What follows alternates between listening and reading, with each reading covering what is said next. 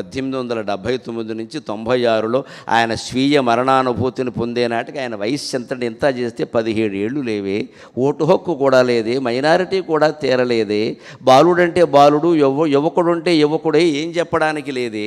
ఆ వయస్సులో మరణానుభూతి ఎవరో బంధువుల్లో పెద్ద ఆయన ఎవరో వెళ్ళిపోతే అసలు మరణం అంటే ఏమిటి అని పడుకుని ఆలోచిస్తే అంత తీవ్రానుభూతి ఆయనకు కలిగిందా. మన కళ్ళ ముందు ఎంతమంది వెళ్ళిపోయారండి, మందయ్య వల్లే ఎంతమంది వెళ్ళిపోయారండి, మన తలనొప్పి తట్టుకోలేక. మనం ఎప్పుడైనా ఆలోచించాం ఈ విషయాన్ని. ఇదే వాళ్ళు వెళ్ళిపోగానే మనం ఏమనుకుంటాం, అది తగిన జాగ్రత్తలు తీసుకోలేదు అందుకే ఏం జాగ్రత్తలు తీసుకునే వెళ్ళిపోతాడు. ఇది ఉపయోగమేం లేదు ఇక్కడ, ఇది ఉపయోగమేం లేదు. బ్రహ్మదేవుడు సృష్టి అంతా చేశాక, భారతంలో ఉంటుంది చిత్రమైన కథ శాంతి పర్వంలో, సృష్టి అంతా చేసేట విపరీతంగా పెరిగిపోతుంది సృష్టి, ప్రతి జీవరాశి పెరిగిపోతుంది, కోట్లు కోట్లు కోట్లు కోట్లు, ఎక్కడ చోటు లేదు.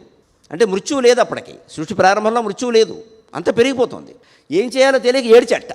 ఆ రోదన నుంచి రుద్రుడు పుట్టాడు. రోదన అధ్యాయతే ఇది రుద్రహ అంటారు. ఏం చేయాలి దానికి? చిన్నపిల్లాడు చూడండి, ఒక్కోసారి ఆట ఆడేటప్పుడు ఓ గిన్నెలో ఇంకో గిన్నె, ఓ పెట్టెలో ఇంకోటి ఏదో పెట్టేస్తాడు, అది రాక ఏడుస్తూ ఉంటాడు. ఇక్కడ పెట్టేసింది వాడే రాలేదంటాడు. లేదా ఒక్కోసారి వాడు ఉన్న గదికి లోపల గడి వేసుకుంటాడు, బయట నుంచి మన్నదీయమంటాడు. లోపల వాడు గడి వేసుకున్నాడు, బయట నుంచి మన్నదీయమంటాడు. వాడు గడి వేసుకున్న విషయం వాడికి కూడా తెలియదు, ఒక్కోసారి కావాలనే చేస్తాడు. అలాగా బ్రహ్మదేవుడు లాంటి వాడు కూడా చేసిన పని ఏమిటంటే, సృష్టి అంతా పెరిగిపోతుంది, ఏం చేయాలో తెట్లు అని బాగా జుట్టు ఉంది కాబట్టి పీకేసుకున్నాడు, ఎడుతూ కూర్చున్నాడు. రోదనా జాయితే యత్ రుద్రః, ఆ రోదనంలోంచి రుద్రుడు పుట్టాడు. నువ్వేం కంగారు పడకు, నేను చూసుకుంటా అందరి సంగతి, నేను సంహారం కోసం పుట్టా అని ఆయన మృత్యువును పుట్టించాడు.